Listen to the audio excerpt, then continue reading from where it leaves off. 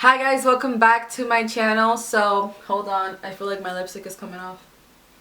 Hi guys, welcome back to my channel. If you see me with the same clothes, it's because I'm getting those videos out ASAP. But today is Foundation Friday. Hey! Today is Foundation Friday and I am going to be reviewing for you guys the new L'Oreal Paris Infallible Total Coverage Foundation. If you guys haven't tried their Infallible line, it's one of the greatest lines they have in their whole collection. Super awesome. If you guys aren't familiar with the... Hold on, let me get it out. If you guys aren't familiar with the Infallible line, they do have other foundations. They have the Infallible Pro Matte Foundation and then they have an Infallible Pro Glow Foundation, which I can't seem to find at the moment, but this one is amazing, has awesome coverage. The Pro Glow is an alright foundation. I can't say it's my favorite. It's definitely great for a dry skin and it does have a nice finish. And then they came out with this one and it's called the Total Coverage Foundation. The claims of the foundation are that it has a natural finish, it wears up to 24 hours, the coverage is high, so you get complete coverage, and the texture is air light. The pro tip that it has on the foundation says to use everywhere, face, neck, arms, and legs to cover imperfections and even skin tone. So you can use this for your body, not only for your face, but anywhere where you would like to cover something. The foundation is super thick. I have it on right now and I'll let you guys know my opinions later on in the video. So if you own the Infallible Pro Matte Foundation, you know that this is a little thick and it's super full coverage. Well, this one is 3 times thicker than this one. This one is a very moussey texture. It kind of reminds me of the Tarte Amazonian Clay Foundation. It has like that same thickness. This one is really hard to blend. It takes me forever to blend it. That's how thick it is. And I kind of have a love and hate relationship with it because initially when I have it on, I don't really like it. But after, I want to say 30 minutes and it settles in, I freaking love the foundation. It looks so pretty. It says that it's super full coverage and I do agree that it's full coverage, but it's nothing like the Urban Decay or the Kat Von D foundations where they're like super full coverage to the point where I'll cover anything. If I could rate full coverage foundations from a 1 to a 4, this one is like a 3.5.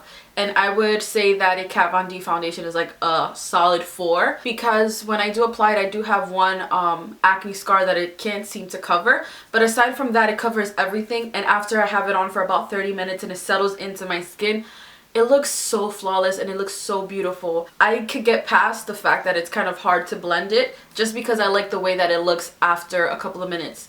And it just has this nice natural finish to it and I feel like I have no makeup on. So the finish is super natural. It doesn't look cakey whatsoever. I haven't worn it for 24 hours because I don't think I would ever be able to wear a foundation for 24 hours or need to wear a foundation for 24 hours. The coverage is high. Like I said, it's not as high as a Kat Von D foundation, but the coverage is definitely there and the texture is super lightweight. Like I feel like I have nothing on my face right now and I love foundations that do that for my skin because I don't like to feel like I have all these products on my face. It just makes me feel like I'm suffocating, you know? But the one thing I will say with L'Oreal, I feel like they're very inconsistent with their colors. So if you guys are familiar with the L'Oreal True Match, which is another cult favorite, I have the color W7 and it is a very yellow olive toned foundation which matches me perfectly. And I also have Caramel Beige in the Infallible Pro Matte. And this one I want to say is a little lighter than this one. This one matches me perfect. This one is like a half a shade lighter and I have to really blend down my neck. I mean, it matches my chest, but my neck is darker than the rest of my body. Now, when it comes to this one, I feel like it's the same shade as the one with the Pro Matte, but it has more of a pinky undertone. It's nothing too crazy, but you can notice the difference between the undertones in these two. This one is super yellow and this one is more neutral yellow, if that makes any sense. But aside from that, I do like the foundation. You get your solid 1 fluid ounce, which is pretty standard for most foundations. And it retails for $11.99. I found mine at Bed Bath & Beyond. They do have cosmetic sections in some of their stores. I couldn't find it at Walmart, couldn't find it at Walgreens or Rite Aid. So I saw in someone else's video that they purchased it at Bed Bath & Beyond. I wasn't expecting to like it as much just because, like I said, when you initially put it on, it just looks weird. I don't know if anyone else will have the same experience as I did. I only watched one other video. I think it was, I forgot her name. I find that the darker colors do tend to run orange. I find this to have the same problem that the Urban Decay All Nighter foundation has. The coverage is beautiful, the finish is beautiful, it lasts amazingly on the skin, but it oxidizes orange. This one doesn't oxidize, but the darker the shades go, the more orange it looks, and that's why I say they're very inconsistent, because the L'Oreal True Match colors are amazing when it comes to the shades, and I feel like they should implement the same thing with their Infallible line. I feel like they would be a lot more successful and a lot more people can find their shade. Aside from the way that it looks when you first initially put it on and the color, I give this foundation a thumbs up. I did wear it the other day. It does wear pretty nicely.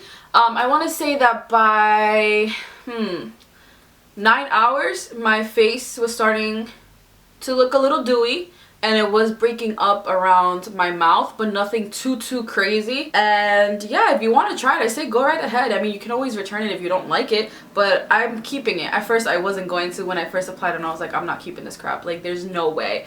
I put it on my Snapchat. I was like, I'm not feeling this. If you're not following me on Snapchat or Instagram, I will leave my Instagram and Snapchat name down below or right here on the screen. But I ended up falling in love with it throughout the day, so this is definitely a keeper. It's just something I have to get used to. Today is only the second time I've worn it, and when I applied it, I hated it. I'm like, oh my god, I don't even want to do the review anymore. Like, I don't want to wear this foundation. But it's pretty amazing after you have your whole face on. It just looks awesome. It looks very natural, and I'm about that life. I mean, I do like my cake, but I like my cake to be natural. You know what I'm saying? So yeah, that is my review. I do have it on right now. It doesn't cling onto dry patches. I feel like it would be good for both oily skin and dry skin, because I do have dry skin, and it just has a very natural finish. It's not dewy, it's not matte, it's not satin. I don't even know how to explain the finish. It's just awesome. And I feel like if you have oily skin, all you have to do is set it with your powder, as with other foundations, and you should be good. And so yeah, I hope you guys enjoyed the review, and I will see you guys in my next video. Bye.